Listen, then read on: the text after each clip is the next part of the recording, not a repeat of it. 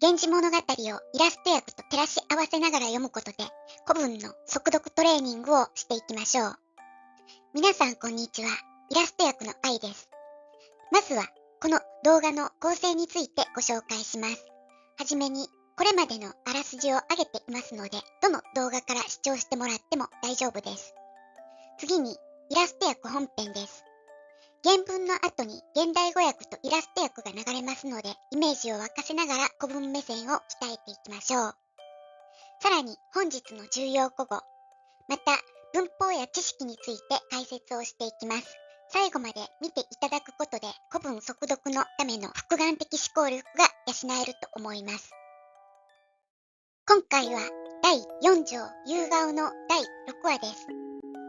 桐壺亭の第二巫女として生まれた光源氏でしたが、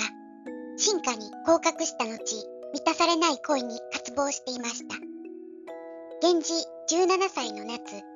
六条あたりの道すがら、乳母の見舞いに五条に立ち寄った時のお話です。それでは行ってみましょう。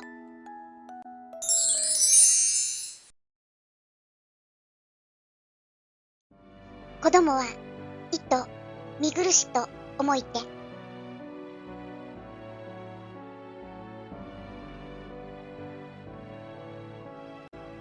背きぬる世の去りがたきように、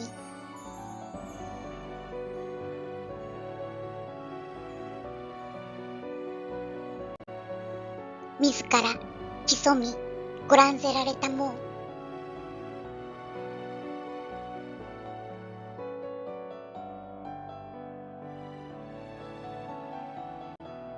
と月白い目食わす。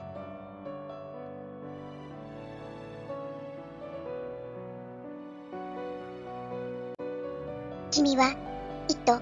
哀れと申して、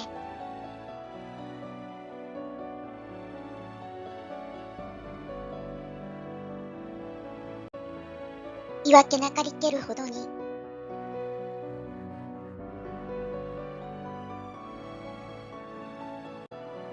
思うべき人々の打ち捨てて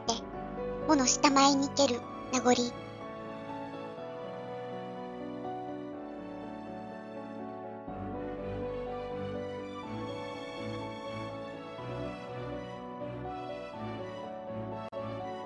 育む人あまたあるようなりしかど、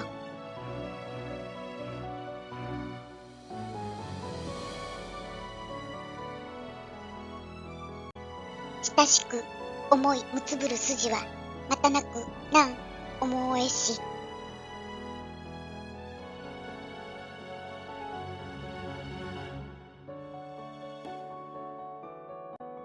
人となりての地は限りあれば、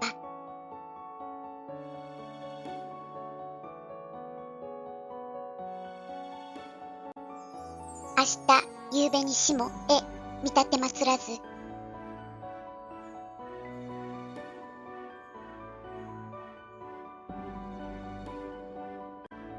心のままに弔い申ずることはなけれど、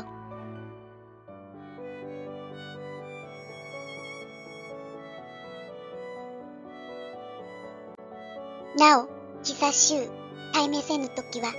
心細く覚ゆるを、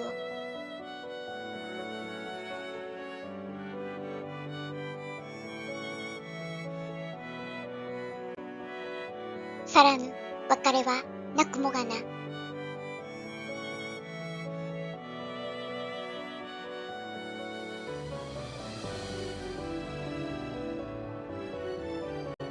となん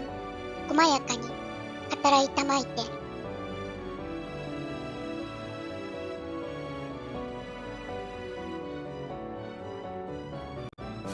押しのごいたまえる袖の匂いも、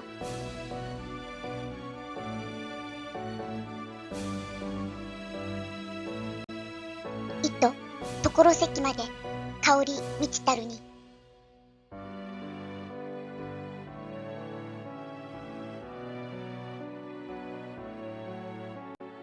げに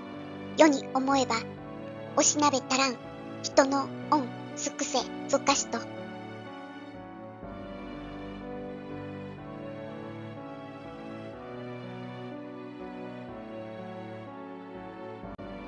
天君よ、もどかしとみつる子供、皆、打ち潮垂れけり。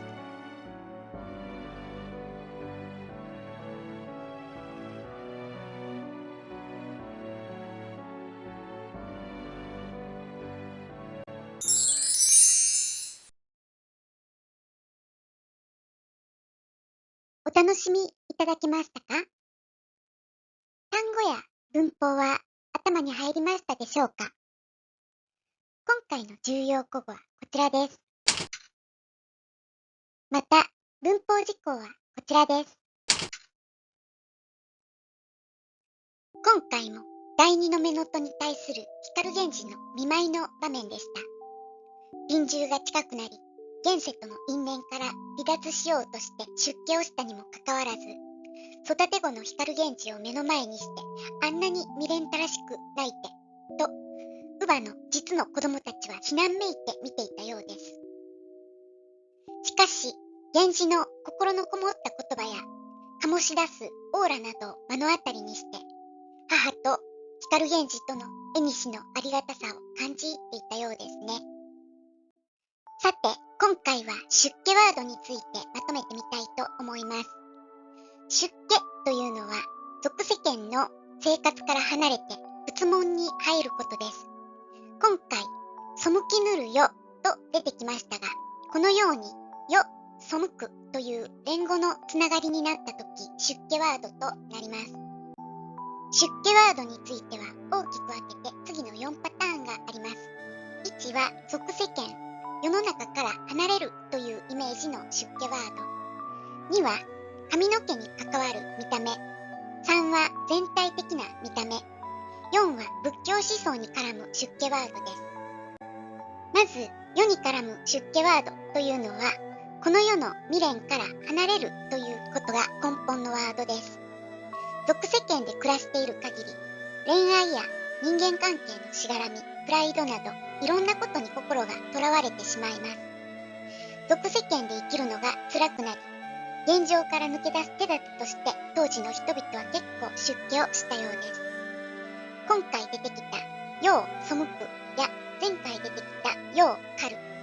また世を捨つ、世を逃る、世を厭う、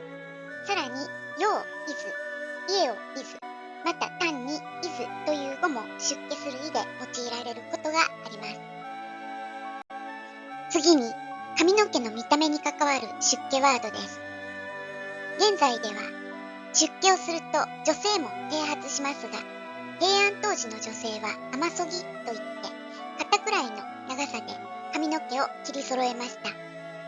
このビジュアルからの出家ワードとして、髪を下ろす、身櫛下ろす、頭下ろす、また、かんざしなどをもうつけないことから飾りを下ろすや、男性の場合は元取りとして髪を上に束ねていたので元取りを切る。さらに女性の場合の天そぎや前髪を切ることから天びたいなども出家ワードとして知っておきましょう。これに対し、髪の毛以外のビジュアルに関する出家ワードもあります。出家したら髪の毛以外にも見た目が大きく変わりますよね。きらびやかな服は一切着ず、黒やグレーの法衣しか着なくなります。また、自分の身を捨てて来世のために修行したり、他人のために拝んだりしますよね。そのような見た目から、形を飼う、姿を飼う、様飼うなどがあります。また、僧侶の着るグレースケールの法衣を墨染めの絹と言ったりします。さらに、我が身を投げ打って修行することから、身をやつす、身をすつなどの出家ワードもあります。最後に仏教思想に関する出家ワードです。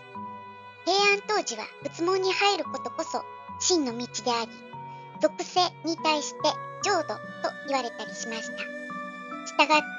誠や道という言葉で仏道を指すことも多く、誠の道にいる、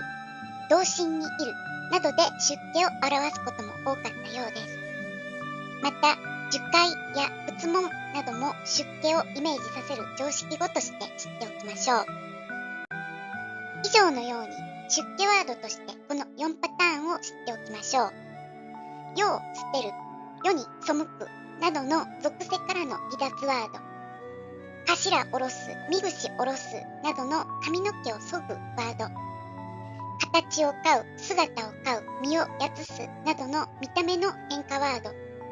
そして、誠の道にいる、同心を起こすなどの仏教思想ワード。すべて覚えなくてもいいですが、なんとなくイメージできましたでしょうか。さあ、今回も第4章、夕顔からのイラスト役でした。第1条、切り壺からここまでの再生リストは説明欄のリンクに貼ってあります。よかったら日々の受験勉強のサポートにお使いください。最後までご覧いただきありがとうございました。何かお気づきのことがあればコメントいただけたら嬉しいです。それではまた。